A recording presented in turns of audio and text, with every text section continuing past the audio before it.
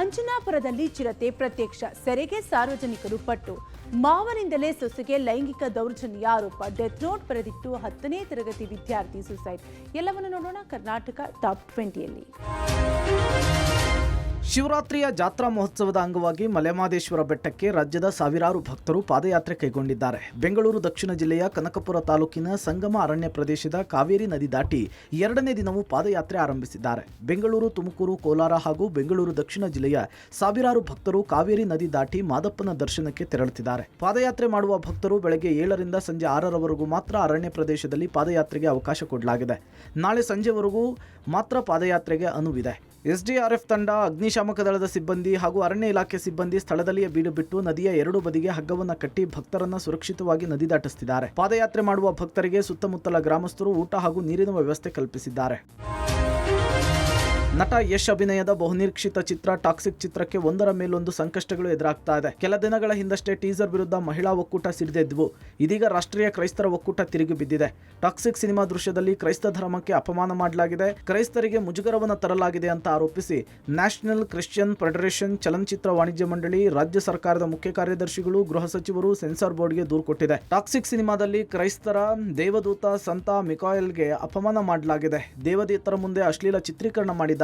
ಹೀಗಾಗಿ ಯೂಟ್ಯೂಬ್ ಪೋಸ್ಟರ್ಗಳನ್ನು ತೆಗಿಬೇಕು, ಸಿನಿಮಾದಲ್ಲಿ ಚಿತ್ರೀಕರಣ ಮಾಡಿರುವ ದೃಶ್ಯಗಳನ್ನು ತೆಗೆಯುವಂತೆ ಸೂಚನೆ ನೀಡಬೇಕು ಅಂತೇಳಿ ರಾಷ್ಟ್ರೀಯ ಕ್ರೈಸ್ತರ ಒಕ್ಕೂಟ ಮನವಿ ಮಾಡಿದೆ. ಒಂದು ವೇಳೆ ಪೋಸ್ಟರ್ಗಳನ್ನು ತೆಗೆಯದಿದ್ರೆ ಕಾನೂನು ಹೋರಾಟ ಮಾಡುವುದಾಗಿ ಎಚ್ಚರಿಕೆ ಕೊಟ್ಟಿವೆ. ಈ ನಡುವೆ ಟಾಕ್ಸಿಕ್ ಸಿನಿಮಾ ಬೆನ್ನಿಗೆ ವಾಣಿಜ್ಯ ಮಂಡಳಿ ನಿಂತಿದೆ. ಕೇವಲ ಟೀಸರ್ ಹಾಗೂ ಫೋಟೋಸ್ ಅನ್ನು ನೋಡಿ ತೀರ್ಮಾನ ಮಾಡಬೇಡಿ, ಇನ್ನೂ ಸಿನಿಮಾ ಸೆನ್ಸಾರ್ ಆಗಿಲ್ಲ.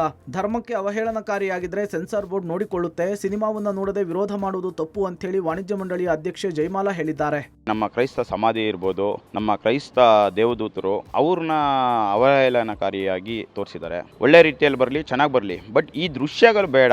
ನೀವು ಸೆನ್ಸಾರ್ ಬೋರ್ಡಿಗೆ ಕಂಪ್ಲೇಂಟ್ ಅನ್ನು ಕೊಟ್ಟ ನಂತರ ಅದಿನ್ನೂ ಸೆನ್ಸಾರ್ ಆಗಿಲ್ಲ, ಅವ್ರು ನೋಡ್ತಾರೆ. ಯಾವುದೇ ಬೇರೆ ಅನ್ಯ ಮತದ ಬಗ್ಗೆ ಯಾವುದಾದ್ರೂ ವಿವಾದಗಳು ಆಗಿರೋದನ್ನ ತಾವು ಕೇಳಿದ್ದೀರಾ? ಬೆಂಗಳೂರಿನ ಅಂಜನಾಪುರದ 5ನೇ ಬ್ಲಾಕ್ನಲ್ಲಿ ಚಿರತೆ ಕಾಣಿಸಿಕೊಂಡಿದೆ. ಚಿರತೆ ಸೆರೆ ಕಗಲೀಪುರ ಅರಣ್ಯ ಅಧಿಕಾರಿಗಳ ತಂಡ ಕಾರ್ಯಾಚರಣೆಗೆ ಸಿದ್ಧವಾಗಿದೆ. ನಿನ್ನೆ ತಡರಾತ್ರಿವರೆಗೂ ಚಿರತೆ ಸೆರೆಗೆ ಬೋನ್ ಇಟ್ಟು ಕಾರ್ಯಾಚರಣೆಯನ್ನು ಮಾಡಿದ್ರು. ಇವತ್ತು ಪಟಾಕಿ ಸಿರಿಸಿ ಚಿರತೆಯನ್ನು ಹುಡುಕುವ ಪ್ರಯತ್ನವನ್ನ ಮುಂದಾಗಿದ್ದಾರೆ. 5ನೇ ಬ್ಲಾಕ್ನಲ್ಲಿರುವ ಅಕ್ಕಪಕ್ಕದ ಪ್ರದೇಶಗಳಲ್ಲಿ ಶೋಧ ಕಾರ್ಯ ಮುಂದುವರೆದಿದೆ. ಚಾಮರಾಜನಗರ ಮಲೆಮಹದೇಶ್ವರ ಬೆಟ್ಟದಲ್ಲೂ ಚಿರತೆ ಆತಂಕ ಮನೆ ಮಾಡಿದೆ. ಮಲೆಮಹದೇಶ್ವರ ಬೆಟ್ಟಕ್ಕೆ ತೆರಳುತ್ತಾ ಇದ್ದ ಬಾಲಕನ ಮೇಲೆ ಚಿರತೆ ದಾಳಿ ಮಾಡಿತ್ತು. ಅದೃಷ್ಟವಶಾತ್ ಬಾಲಕ ಪ್ರಾಣಾಪಾಯದಿಂದ ಪಾರಾಗಿದ್ದ. ಇನ್ನು ನಿನ್ನೆಯಿಂದ ನಾಳೆವರೆಗೂ ನದಿ ದಾಟಿ ಕಾಡಿನಲ್ಲಿ ನಡೆದು ಹೋಗೋದಕ್ಕೆ ಅವಕಾಶ ಮಾಡಲಾಗಿದೆ. ಬೆಳಗ್ಗೆ 7ರಿಂದ ಸಂಜೆ 5 ಗಂಟೆ ತನಕ ಪಾದಯಾತ್ರೆಗೆ ಅರಣ್ಯ ಇಲಾಖೆ ಅವಕಾಶವನ್ನು ಕೊಟ್ಟಿದೆ. ಬೆಟ್ಟಕ್ಕೆ 3 ದಿನಗಳ ಕಾಲ ಬೈಕ್, ತ್ರಿಚಕ್ರ ವಾಹನ ಸಂಚಾರ ಬಂದ್ ಮಾಡಲಾಗಿದೆ. ಮಹದೇಶ್ವರ ಬೆಟ್ಟದಲ್ಲಿ ಚಿರತೆ ಓಡಾಟ ಹೆಚ್ಚಾಗಿರೋದ್ರಿಂದ ಶೀಘ್ರ ಕಾರ್ಯಾಚರಣೆ ನಡೆಸಿ ಚಿರತೆ ಸೆರೆ ಹಿಡಿಯುವಂತೆ ಭಕ್ತಗಣ ಪಟ್ಟು ಹಿಡಿದಿದ್ದಾರೆ. ಮಾವನಿಂದಲೇ ಸೊಸೆಗೆ ಲೈಂಗಿಕ ದೌರ್ಜನ್ಯ ಮಾಡಿದ ಆರೋಪ ಸಂಬಂಧ ಬೆಂಗಳೂರಿನ ಆರ್ಟಿ ನಗರ ಠಾಣೆಯಲ್ಲಿ ಪ್ರಕರಣ ದಾಖಲಾಗಿದೆ. ಮಾವ ಅಬ್ದುಲ್ ಹಫೀಜ್ ವಿರುದ್ಧ ಸೊಸೆ ಎಫ್ಐಆರ್ ದಾಖಲಿಸಿದ್ದಾರೆ. ಮನೆಯಲ್ಲಿ ಸಂತ್ರಸ್ತ ಮಹಿಳೆ ಒಬ್ಬರೇ ಇದ್ದ ವೇಳೆ ಮಾವ ಸೊಸೆ ಸೌಂದರ್ಯದ ಬಗ್ಗೆ ಪತ್ರ ಬರೆದು ಸೊಸೆಯ ಮುಂದೆಯೇ ಓದಿ ಕಿರುಕುಳ ನೀಡ್ತಾ ಇದ್ದಾನೆ ಅಂತ ದೂರಿನಲ್ಲಿ ದಾಖಲಿಸಿದ್ದಾರೆ. ಮಾವನ ಕಿರುಕುಳದ ಬಗ್ಗೆ ಪತಿಗೆ ಮಹಿಳೆ ವಿವರಿಸಿದ್ರು. ಮಗನು ತನ್ನ ತಂದೆಗೆ ಬೈದು ಬುದ್ಧಿ ಹೇಳಿದ್ದ, ಆದರೂ ಮತ್ತೆ ಕಿರುಕುಳ ಮುಂದುವರೆಸಿದ್ದ.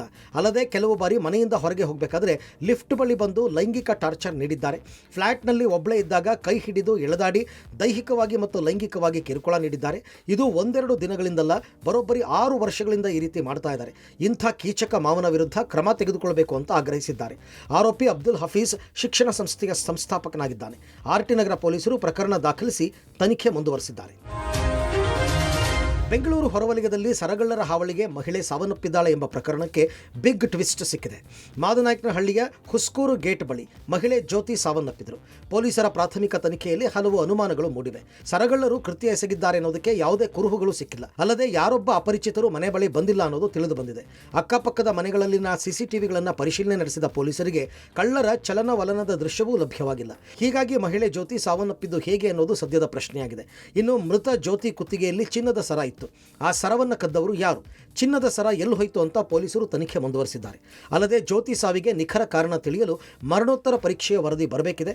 ಆ ಬಳಿಕ ನೈಜ ಸತ್ಯ ಹೊರಬೀಳಲಿದೆ. ಹಾವೇರಿಯ ಎಪಿಎಂಸಿ ಮಾರುಕಟ್ಟೆಯ ಕಡಲೆ ಮಾರಾಟ ಮಾಡೋಕೆ ಬಂದಿದ್ದ ರೈತನಿಗೆ ತೂಕದಲ್ಲಿ ಮೋಸ ಆಗಿದೆ. ಹಾವೇರಿಯ ಬಸವನಕಟ್ಟಿ ಗ್ರಾಮದ ಶರಣಗೌಡ ಪಾಟೀಲ್ ಮೋಸ ಹೋದಂತಹ ರೈತ. ಮನೆಯಲ್ಲೇ ತೂಕ ಮಾಡಿಕೊಂಡು ಮಾರುಕಟ್ಟೆಗೆ ರೈತ ಕಡಲೆಯನ್ನು ತಂದಿದ್ದ. ಒಂದು ಚೀಲದಲ್ಲಿ 58, 57 ಮತ್ತು 56 ಕೆಜಿ ಚೀಲದ ಕಡಲೆ ತಂದಿದ್ರು. ಎರೆ ಸೀಮೆ ಅಂಗಡಿಯಲ್ಲಿ ತೂಕ ಮಾಡಿಸಿದಾಗ ಒಂದು ಚೀಲದಲ್ಲಿ 3 ರಿಂದ 4 ಕೆಜಿಯಷ್ಟು ತೂಕ ವ್ಯತ್ಯಾಸ ಬಂದಿದೆ.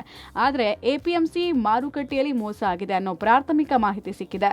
ನಾವು ಅಂಗಡಿನ ಸೀಸ್ ಮಾಡ್ತೇವೆ ಅಂತ ಭರವಸೆಯನ್ನು ಕೊಟ್ಟಿದ್ದಾರೆ. ಪಬ್ಲಿಕ್ ಟಿವಿಯ ರಿಯಾಲಿಟಿ ಚೆಕ್ನಲ್ಲೂ ಕೂಡ ಮೋಸ ಬಯಲಾಗಿದೆ. ಎಪಿಎಂಸಿಯಲ್ಲೇ ಈ ರೀತಿ ಮೋಸ ಆದ್ರೆ ನಾವು ಹೋಗೋದು ಎಲ್ಲಿಗೆ ಅಂತ ರೈತರು ಅಳಲು ತೋಡ್ಕೊಂಡಿದ್ದಾರೆ. ಇದು ಬೇಲಿನ ಎದ್ದು ಹೊಲ ಮೇಯ್ದ ಕತೆ. ದೇವಾಲಯದ ಅಭಿವೃದ್ಧಿ ಜವಾಬ್ದಾರಿ ಹೊತ್ತ ಅಧಿಕಾರಿ ವಿರುದ್ಧ ಹುಂಡಿ ಹಣ ಕದ್ದ ಆರೋಪ. ರಾಮನಗರ ಜಿಲ್ಲೆ ಮಾಗಡಿ ತಾಲೂಕಿನ ಇತಿಹಾಸ ಪ್ರಸಿದ್ಧ ಸಾವಂದುರ್ಗ ಶ್ರೀ ಲಕ್ಷ್ಮೀ ನರಸಿಂಹಸ್ವಾಮಿ ದೇವಾಲಯದ ಹುಂಡಿ ಹಣ ದುರ್ಬಳಕೆಯ ಕೆಲಸ ಆಗಿದೆ. ದೇವಾಲಯದ ಕಾರ್ಯನಿರ್ವಾಹಕ ಅಧಿಕಾರಿ ಜಗದೀಶ್ ಗೌಡ ವಿರುದ್ಧ ಗ್ರಾಮ ಪಂಚಾಯತ್ ಸದಸ್ಯ ನರಸಿಂಹಯ್ಯ ದೂರು ದಾಖಲಿಸಿದ್ದಾರೆ. ಲಕ್ಷ್ಮೀ ನರಸಿಂಹಸ್ವಾಮಿ ದೇವಾಲಯದಲ್ಲಿ ಪ್ರತಿ 3 ತಿಂಗಳಿಗೊಮ್ಮೆ ಹುಂಡಿ ಎಣಿಕೆ ಮಾಡಲಾಗುತ್ತೆ. ಪ್ರತಿ ಬಾರಿಯೂ ಹುಂಡಿಯಲ್ಲಿ ವಿದೇಶಿ ಕರೆನ್ಸಿ ಚಿನ್ನಾಭರಣಗಳು ಸಿಗ್ತಾ ಇದ್ವು. ಆದ್ರೆ ಈ ಬಾರಿ ಯಾವುದೇ ವಿದೇಶಿ ಕರೆನ್ಸಿ ಚಿನ್ನ ಮತ್ತು ಬೆಳ್ಳಿ ಆಭರಣ ಸಿಕ್ಕಿಲ್ಲ. ಈ ಹಿಂದೆ 30 ರಿಂದ 40 ಲಕ್ಷದಷ್ಟು ಹಣ ಸಂಗ್ರಹ ಆಗ್ತಾ ಇದ್ದು, ಇದೀಗ ಕೇವಲ 10 ಲಕ್ಷಕ್ಕೆ ಹುಂಡಿ ಹಣ ಇಳಿಕೆ ಆಗಿದೆ. ಈ ಬಗ್ಗೆ ಗ್ರಾಮ ಪಂಚಾಯತ್ ಸದಸ್ಯರು ಪ್ರಶ್ನೆ ಮಾಡಿದಾಗ ಇಲ್ಲಸಲ್ಲದ ಕಾರಣ ಹೇಳಿ ಜಾರ್ಕೊಳ್ತಾ ಇದ್ದ ಅಧಿಕಾರಿ, ಅಲ್ಲದೆ ಹಣ ಎಣಿಕೆ ಮಾಡುವ ಸಂದರ್ಭದ ಸಿಸಿಟಿವಿ ದೃಶ್ಯಾವಳಿಗಳು ಡಿಲೀಟ್ ಆಗಿದೆ. ಈ ಬಗ್ಗೆ ಕೇಳಿದ್ರೆ ಡಿವಿಆರ್ ಕಳ್ಳತನ ಆಗಿದೆ ಅಂತ ಸಬೂಬು ಹೇಳಿದ್ದ. ಈ ಹಿನ್ನೆಲೆಯಲ್ಲಿ ಅಧಿಕಾರಿ ವಿರುದ್ಧ ಮಾಗಡಿ ಪೊಲೀಸ್ ಠಾಣೆಗೆ ದೂರು ಕೊಡಲಾಗಿದೆ. ಇನ್ನು ಹುಂಡಿ ಎಣಿಕೆ ವೇಳೆ ಮುಜರಾಯಿ ಇಲಾಖೆ ನಿಯಮಗಳನ್ನು ಅನುಸರಿಸಿಲ್ಲ. ಹುಂಡಿ ಎಣಿಕೆ ಮಾಡುವಾಗ ತಹಶೀಲ್ದಾರ್ಗೆ ಮಾಹಿತಿ ಕೊಟ್ಟಿಲ್ಲ. ಸ್ಥಳೀಯ ಆರ್ಐ, ವಿಎ, ಬ್ಯಾಂಕ್ ಸಿಬ್ಬಂದಿಗೆ ಮಾಹಿತಿ ಕೊಟ್ಟು ಸ್ಥಳದಲ್ಲಿ ಪೊಲೀಸರ ನಿಯೋಜನೆ ಮಾಡಬೇಕು. ಇದ್ಯಾವುದನ್ನು ಮಾಡದೆ ಅಧಿಕಾರಿ ಹಣ ಲೂಟಿ ಮಾಡಿದ್ದಾರೆ. ಸಂಘ ಪರಿವಾರ ಬಿಜೆಪಿ ನೇತೃತ್ವದ ಹಿಂದೂ ವಿರಾಟ್ ಮೆರವಣಿಗೆಯಲ್ಲಿ ಕಾಂಗ್ರೆಸ್ ಶಾಸಕ ಬಾಬಾ ಸಾಹೇಬ್ ಪಾಟೀಲ್ ಭಾಗಿಯಾಗಿದ್ದಾರೆ. ಬೆಳಗಾವಿ ಜಿಲ್ಲೆ ಕಿತ್ತೂರಿನಲ್ಲಿ ಹಿಂದೂ ಸಮಾವೇಶ ನಡೆಯಿತು. ಈ ಕಾರ್ಯಕ್ರಮದಲ್ಲಿ ಬಿಜೆಪಿ ಕಾರ್ಯಕರ್ತರು, ಮುಖಂಡರು ಭಾಗಿಯಾಗಿದ್ದರು. ಈ ವೇಳೆ ಬಿಜೆಪಿ ಕಾರ್ಯಕರ್ತರ ಜೊತೆಗೆ ಕಾಂಗ್ರೆಸ್ ಶಾಸಕ ಬಾಬಾ ಸಾಹೇಬ್ ಪಾಟೀಲ್ ಹೆಜ್ಜೆ ಹಾಕಿದರು. ಡಿಕೆಶಿ ಆಪ್ತರಾಗಿರುವ ಬಾಬಾ ಸಾಹೇಬ್ ಪಾಟೀಲ್ ನಡೆ ಎಚ್ಚರಿಕೆ ಕಾರಣವಾಗಿದೆ. ಡಿಕೆ ಆಪ್ತ ಬಳಗದಲ್ಲಿ ಕಾಣಿಸಿಕೊಂಡಿರುವ ಶಾಸಕ ಹಿಂದೂ ಸಮಾವೇಶದಲ್ಲಿ ಭಾಗಿಯಾಗುವ ಮೂಲಕ ಪಕ್ಷದ ಶಿಸ್ತನ್ನು ಉಲ್ಲಂಘಿಸಿದಿರಾ ಎಂಬ ಚರ್ಚೆ ಶುರುವಾಗಿದೆ.